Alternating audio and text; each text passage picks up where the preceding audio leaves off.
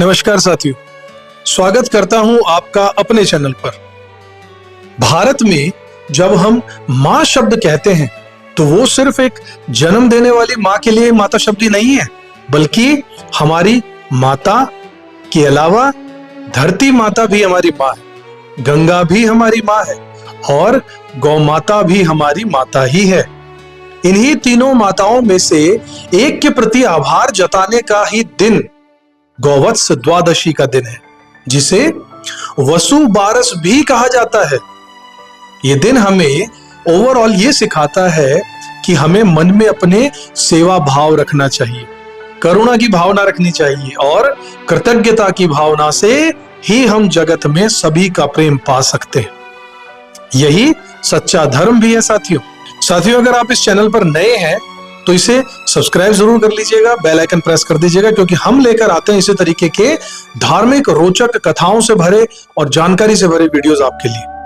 साथियों, इस साल गौवत्स द्वादशी जो है वो शुक्रवार 17 अक्टूबर 2025 को मनाई जाएगी। प्रदोष काल पूजा का शुभ समय रहेगा शाम 5:49 यानी 5:49 से रात्रि 8:20 तक का समय, और द्वादशी तिथि जो है वो शुरू हो जाएगी 17 अक्टूबर सुबह 11:20 से साथियों, जो आगे जाकर समाप्त होगी 18 अक्टूबर दोपहर 12:18 पर साथियों।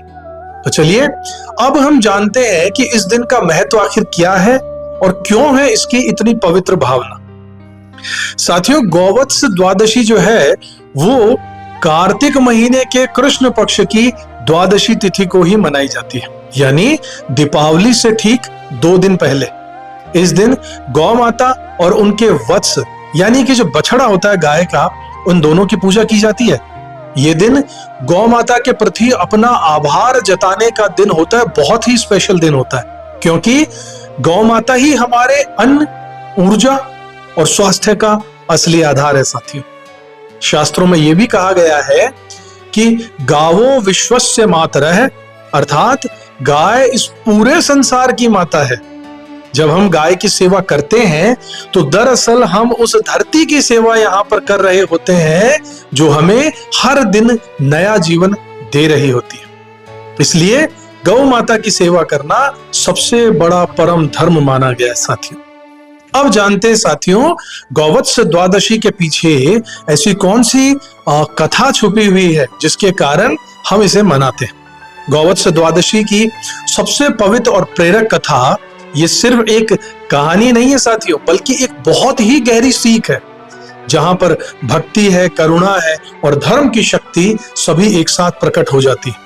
बहुत लंबे समय पहले की बात है साथियों, महर्षि वशिष्ठ के आश्रम में एक दिव्य गाय माता रहती थी जिसका नाम था नंदिनी। वो कोई साधारण गाय नहीं थी साथियों, वो थी कामधेनु, जो इच्छा अनुसार सब कुछ प्रदान कर सकती थी, जो मांगो उनसे मिल जाता था। आश्रम में भोजन, चाहे समृद्धि हो और शांति हो, सभी कुछ नंदिनी के आशीर्वाद से वहां पर था। महर्षि वशिष्ठ ये जानते भी थे कि नंदिनी केवल एक गाय नहीं है, बल्कि मां के रूप में एक धरती की आत्मा है। एक दिन राजा विश्वामित्र अपने सैनिकों के साथ में वशिष्ठ जी के आश्रम में अचानक ही वहां उस आश्रम में पहुंच गए और उन्होंने ये देखा कि एक साधारण आश्रम में इतनी सुख समृद्धि कहां से आ गई। उन्होंने पूछा, महर्षि आपके पास इतना वैभव कैसे है? वशिष्ठ जी मुस्कुराए और उन्होंने कहा कि राजन, ये सब तो हमारी इस गौ माता नंदिनी की कृपा से है। वही वो कामधेनु गाय है जिससे धर्म पालन के लिए देवताओं ने हमें यहां पर दी है। विश्वामित्र के मन में लालच जागा। उन्होंने कहा, महर्षि एक काम करो, इसे तो मुझे दे दो, मेरे राज्य में ये वरदान की तरह साबित होगी। वशिष्ठ जी ने शांत स्वर में कहा, राजन, नंदिनी कोई वस्तु नहीं है, ये तो समस्त प्राणियों की जननी है। इसका स्थान केवल सेवा में है, स्वार्थ में नहीं है। लेकिन राजा फिर भी नहीं माने। उन्होंने बलपूर्वक नंदिनी को ले जाने का आदेश दे दिया सिपाहियों को। तब नंदिनी की आंखों में आंसू बहने लगे, वो कांप उठी।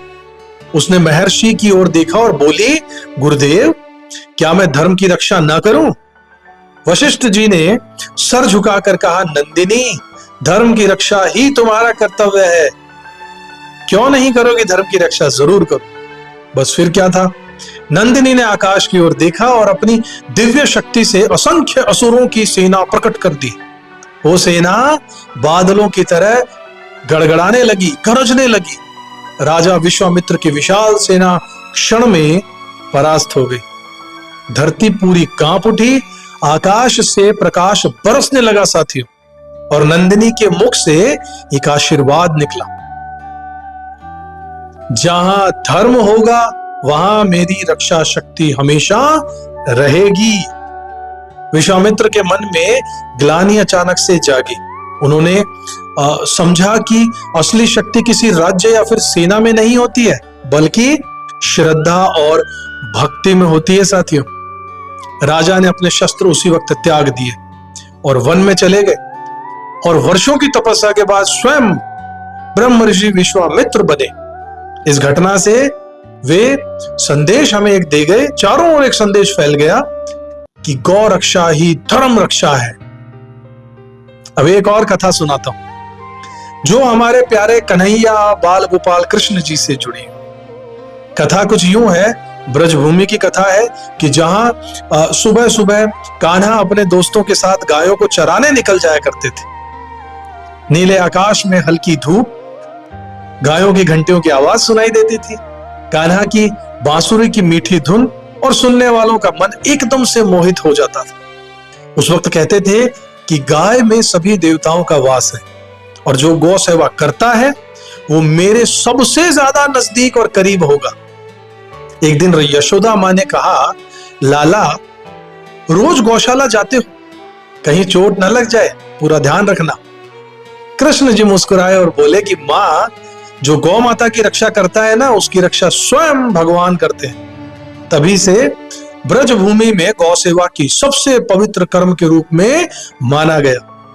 कृष्ण जी ने कहा था, जो एक दिन भी गाय को जल देता है वो मेरे समान पुण्य प्राप्त कर लेगा।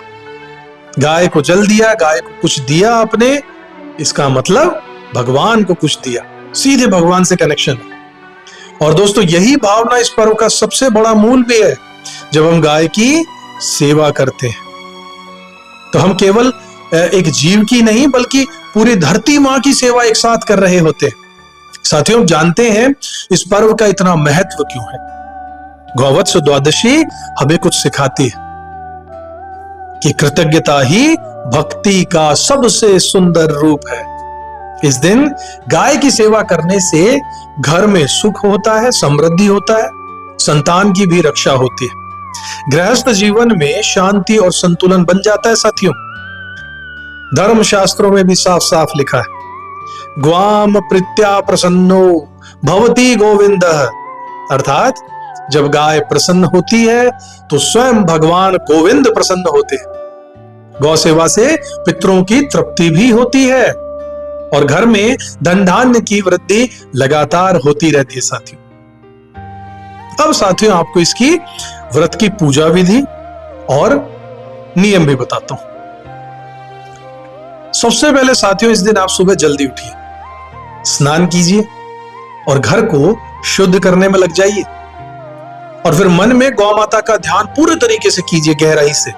किसी गौशाला में जाइए या अपने आसपास की गायों को स्नान कराने का प्रयास कीजिए, नहलाइए गायों, उसे हल्दी, कुमकुम और अक्षत से तिलक भी कीजिए, फूलों की माला गौ माता को पहनाइए, दीपक जलाइए और गाय के चारों ओर 3 बार परिक्रमा जरूर कीजिए।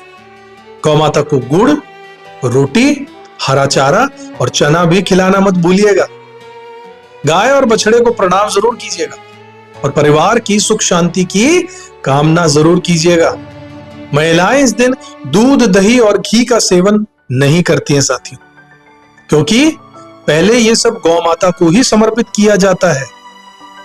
पहले मां फिर हमारी मां, पहले मां और फिर हम, यही भाव इस व्रत का सार है साथियों। इस त्योहार के आध्यात्मिक और वैज्ञानिक पहलू भी हैं साथियों।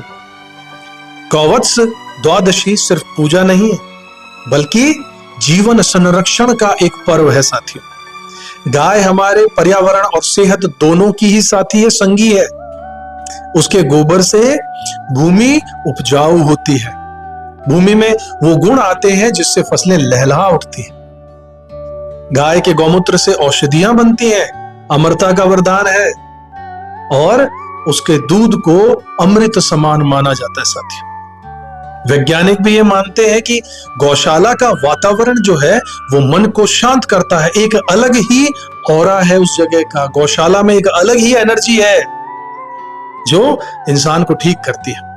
कभी गौ माता के पास बैठिए, 10-15 मिनट सहलाइए और देखिए कितना आनंद मिलता है। ब्लड प्रेशर क्या होता है भूल जाएंगे वहां जाने के बाद आप, क्योंकि वहां सकारात्मक ऊर्जा भरी पड़ी है। इसलिए जब हम गाय माता की यानी गौ माता की सेवा करते हैं ना साथियों, तो हम प्रकृति, धर्म और ईश्वर तीनों के साथ एक साथ जुड़ जाते हैं। साथियों, गौवत्स द्वादशी हमें यह याद दिलाती है कि करुणा और कृतज्ञता ही हमारी संस्कृति की असली आत्मा है। अगर हम हर दिन डेली थोड़ा सा प्रेम गाय को, प्रकृति को और मानवता को अगर दें, तो ये धरती फिर से स्वर्ग बन सकती है। गौ सेवा ही गोविंद की सेवा है। तो इस वसु बारस एक छोटा सा संकल्प जरूर लीजिएगा कि हर दिन एक रोटी, एक प्रेम पूर्वक भाव गौ माता को हम अर्पित जरूर करेंगे साथियों। जय गौ माता, जय गोविंद। अगर आपको ये वीडियो और जानकारी ज्ञानवर्धक और प्रेरणादायक लगी हो तो इसे लाइक कीजिएगा, शेयर कीजिएगा और चैनल को सब्सक्राइब जरूर कीजिएगा। आपकी एक छोटा सा क्लिक जो है वो हमारी संस्कृति को जीवित रख सकता है साथियों। अगले वीडियो में फिर आपसे मुलाकात करेंगे, तब तक अपना ध्यान रखिएगा, गौ माता की सेवा करते रहिएगा। जय गौ माता।